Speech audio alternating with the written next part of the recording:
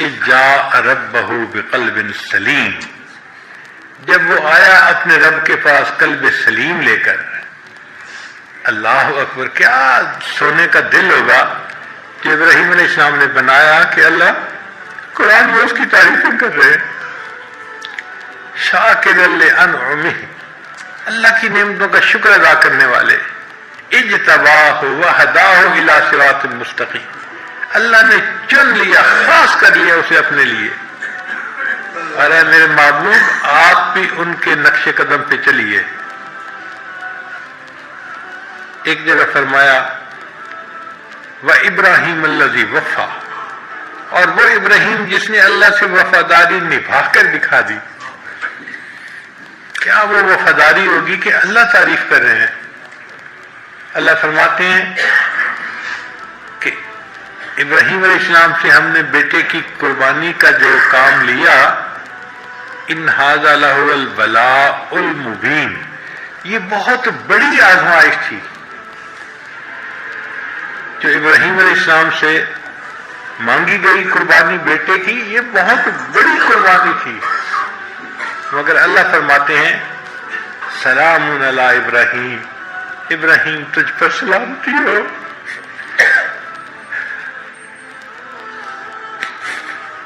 ابراہیم تو جیتا رہے، ہماری زبان میں اس کا ترجمہ یہ بنے گا۔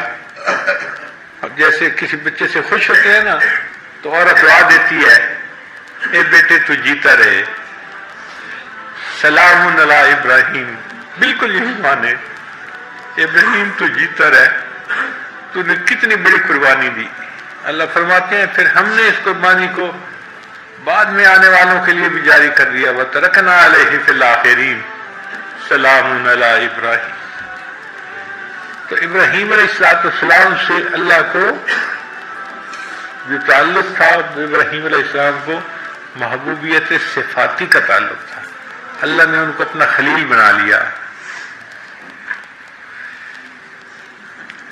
تو نبی علیہ السلام کے دل کی تمنا تھی کہ یا اللہ، محبوبیت ذاتی تو آپ نے مجھے اپنی رحمت سے عطا فرما دی، اب میں دنیا میں ایسا بن کے رہنا چاہتا ہوں کہ مجھے محبوبیت صفاتی بھی نصیب ہو جائے، تاکہ چیز اپنے کمال کے درجے تک پہنچ جائے، اجماع ہو جائے محبوبیت صفاتی اور محبوبیت ذاتی کا۔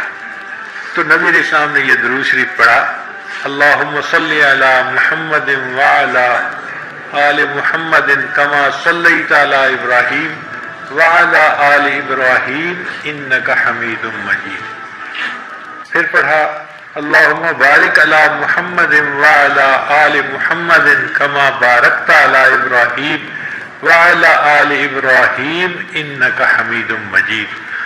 تو یہ اصل میں نبی علیہ السلام اس کمال کو پسند کرنا چاہتے تھے، یعنی نبی علیہ السلام چاہتے تھے کہ میری حقیقت محمدی جو ہے وہ حقیقت احمدی کے ساتھ متصل ہو جائے۔ آپ کا نام محمد اس دنیا میں تھا، آخرت میں آپ کا نام احمد ہوگا۔ تو نبی علیہ السلام کی حقیقت کے دو پہلو ہیں، ایک ہے حقیقت محمدی اور ایک ہے حقیقت، جو حقیقت محمدی تھی وہ تمنا کرتی تھی کیا میں اللہ کا شکر گزار بندہ کیوں نہ بنوں، اللہ نے تو گناہوں کے معاف ہونے کا وعدہ فرما دیا۔ تو نبی علیہ السلام فرماتے ہیں افلا اکون عبدا شکورا، کیا میں اللہ کا شکر گزار بندہ نہ بنوں۔ وہ جو حقیقت محمدی تھی وہ تڑپتی تھی کہ کاش میں عروج حاصل کروں حتیٰ کہ حقیقت احمدی کے ساتھ وصل ہو جاؤں۔ اس لیے نبی السلام مجاہدہ فرماتے تھے، مشقت اٹھاتے تھے، دین کی خاطر آپ نے بہت قربانیاں دی۔ اور امام ربانی مجدد ثانیہ نے اپنے مکتوبات میں لکھا ہے کہ نبی علیہ السلام نے جو امت کو دین سکھایا اور امت نے نیکیاں کی، اب اس کا ثواب نبی علیہ السلام کے اعمال نامے میں بھی گیا نا، الدال علی خیر کفاعلہ، تو یہ ثواب نبی علیہ السلام کے بھی حصے میں گیا۔ اور یہ اتنا ثواب کہ مجدد صاحب فرماتے ہیں کہ نبی علیہ السلام کے پردہ فرمانے کے 1000 سال کے بعد حقیقت محمدی کو عروج حاصل ہوا، اور وہ حقیقت احمدی کے ساتھ متصل ہو گئی۔ اب نبی علیہ السلام کی دونوں حقیقتیں ایک ہیں۔ آپ کو اللہ نے محبوبیت ذاتی بھی دی ہے اور آپ کو اللہ نے محبوبیت صفاتی بھی دی ہے، اور یہ محبوبیت صفاتی دنیا میں مل سکتی تھی اور نہیں کہیں مل سکتی۔ دنیا ہی ہے جس میں انسان اعمال کرے تو اس کو اللہ تعالیٰ روحانی ترقی عطا فرماتے ہیں، تو اس لیے درود شریف آ گیا۔ اب درود شریف کے بعد پھر دعا سکھائی گئی، تو دیکھو کتنی خوبصورت دعا، رب اجعلنی مقیم الصلاۃ ومن ذریتی ربنا وتقبل دعا ربنا اغفر لی ولوالدی وللمؤمنین یوم یقوم الحساب۔ اب آپ سبحانک اللہم سے لے کے یوم یقوم الحساب تک دیکھیں کیا خوبصورت مضمون ہے نماز میں، اور اگر انسان کو ان معنی کا اندازہ ہو اور پتہ ہو کہ میں اپنے رب کے سامنے کھڑا ہوں تو انسان اپنی نماز کو انجوائے کرتا ہے۔ اس لیے نبی علیہ السلام فرماتے تھے قرۃ عینی فی الصلاۃ، میری آنکھوں کی ٹھنڈک نماز میں ہے۔ نبی علیہ السلام اس لیے فرماتے تھے ارحنی یا بلال، بلال اذان دے میری آنکھوں کو ٹھنڈک پہنچا دے۔ نبی علیہ السلام نماز کے وقت کا انتظار کیا کرتے تھے، صبح پڑھتے تھے نماز، ظہر کا انتظار، ظہر پڑھتے تھے عصر کا انتظار، عصر پڑھتے تھے مغرب کا انتظار، مغرب پڑھتے تھے عشاء کا انتظار۔ مومن یا تو نماز پڑھ رہا ہوتا ہے یا نماز کا انتظار کر رہا ہوتا ہے، اور واقعی یہ نماز اتنی اعلیٰ عبادت ہے کہ جو نماز سے ملتا ہے وہ کسی اور نماز سے نہیں مل سکتا، کسی اور عمل سے نہیں مل سکتا۔ امام ربانی مجدد ثانی رحمۃ اللہ اپنے مکتوبات میں لکھتے ہیں کہ جو لوگ قوالیاں سنتے ہیں اور مست ہوتے ہیں اور بھنگڑے ڈالتے ہیں، یہ بیچارے وہ لوگ ہیں جن کو نماز کی حقیقت کا پتہ ہی نہیں ہے۔ اگر ان کو نماز کی حقیقت کا پتہ ہوتا تو یہ اس طرح موسیقی کے اوپر مست نہ ہوتے اور بھنگڑے نہ ڈالتے، بلکہ ان کو رکوع اور سجود میں وہ مزہ نصیب ہوتا جو دنیا میں کسی اور طریقے سے مزہ نصیب ہو ہی نہیں سکتا۔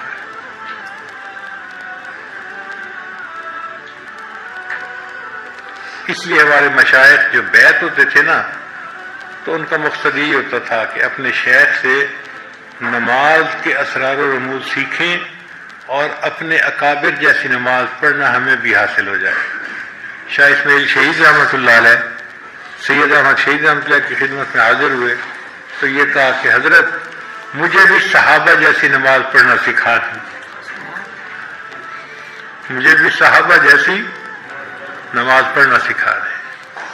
تو شاہ اسماعیل شہید رحمۃ اللہ علیہ نے رات کو ان کی چارپائی اپنی چارپائی کے قریب لگوا دی، تہجد کے وقت پوچھا اسماعیل اٹھ گئے ہو؟ حضرت اٹھ گیا ہوں، جاؤ وضو کر کے آؤ۔ وہ کہتے ہیں کہ میں گیا اور وضو کر کے آیا۔ پوچھا وضو کر لیا؟ حضرت وضو کر لیا۔ تو فرمایا اچھا اللہ کے لیے 2 رکعت پڑھ لو۔ وہ فرماتے ہیں کہ شاہ سید احمد شہید رحمۃ اللہ نے یہ جو لفظ کہا نا کہ اللہ کے لیے 2 رکعت پڑھ دو، اس نے میرے دل کا تالا ہی کھول دیا۔ میں نماز میں کھڑا ہوا، میرے ہاتھ نہیں تھمتے تھے، وہ تالے کھل گئے، اور اس دن میں نے پہلی مرتبہ ایسی نماز پڑھی کہ مجھے گمان ہوا کہ شاید صحابہ ایسی نماز پڑھتے تھے۔ اس نماز کو ہمیں سیکھنا چاہیے اور اس کو ایسے پڑھنا چاہیے کہ اللہ کو پسند آ جائے، ہماری نماز اللہ کو پسند آ جائے۔ اس لیے ساجد نے آپ حضرات کی خدمت میں آج نماز کے بارے میں چند باتیں عرض کر دی۔ علامہ اقبال نے بہت عجیب شعر کہا ہے، عشق اگر تیرا نہ ہو میری نماز کا امام، میرا قیام بھی حجاب میرا سجود بھی حجاب۔ اللہ کا عشق جو ہے وہ ہماری نماز کا امام ہو، پھر نماز نماز ہوگی۔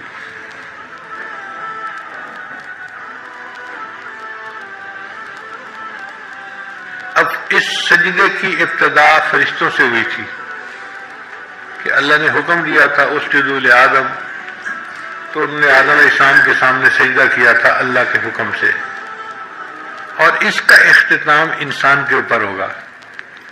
قیامت کا دن ہوگا، اللہ تعالیٰ اپنی ساتھ کی تجلی عطا فرمائیں گے، اور اس ساتھ کی تجلی کو دیکھ کر سارے مومنین سجدے میں جا فرمائیں گے، سوائے ان کے جو گنہگار ہوں گے یا غافل ہوں گے۔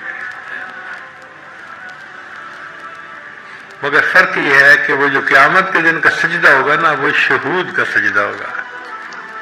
آج تو ہم غیب کے سجدے کرتے ہیں نا، کہ سجدہ تو کر رہے ہوتے ہیں، محبوب سامنے نہیں ہوتا، آنکھوں سے نظر نہیں آ رہا ہوتا، اور انسان کی فطرت ایسی ہے، اس کا دل چاہتا ہے کہ کچھ نظر آتا۔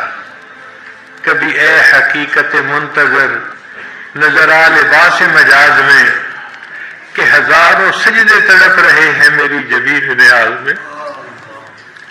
اللہ کبھی آپ مجھے ظاہر میں نظر آئیں تو دیکھیں ہزاروں سجدے میری جبین میں تڑپ رہے ہیں آپ کے سامنے، میں ان کو ادا کروں۔ اور یہ تمنا قیامت کے دن مومن کی پوری ہوگی، اس کو شہود کا سجدہ نصیب ہوگا۔ کتنے خوش نصیب ہوں گے وہ لوگ جن کو اللہ تعالیٰ یہ نعمت قیامت کے دن عطا فرمائیں گے، اور وہ اللہ کے سامنے اس حال میں سجدہ کریں گے کہ ان کو اللہ کی تجلی نصیب ہو رہی ہوگی۔ میری زندگی تو فراق ہے، رگ جاں سے لاکھ کری سہی، وہ نگاہ شوق سے دور ہے، رگ جاں سے لاکھ کری سہی۔ شاعر کہتا ہے کہ اللہ تیرا بیت اللہ دیکھنے کا موقع تو ہمیں نہ مل سکا، کہ ہم جاتے تو بیت اللہ کے سامنے جا کے سجدے کرتے، چلے ہم یہیں سجدہ کر لیتے ہیں۔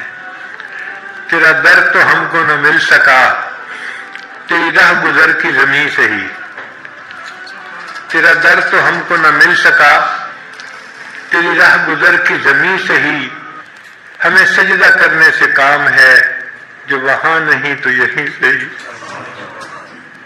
اللہ ہم نے تو سجدہ کرنا ہے نا، اگر نہیں زیارت نصیب ہوئی تو کوئی بات نہیں، ہم یہیں پہ سجدہ کرتے ہیں، مگر اس طرح کرتے ہیں جیسے آپ ہمارے سامنے ہیں۔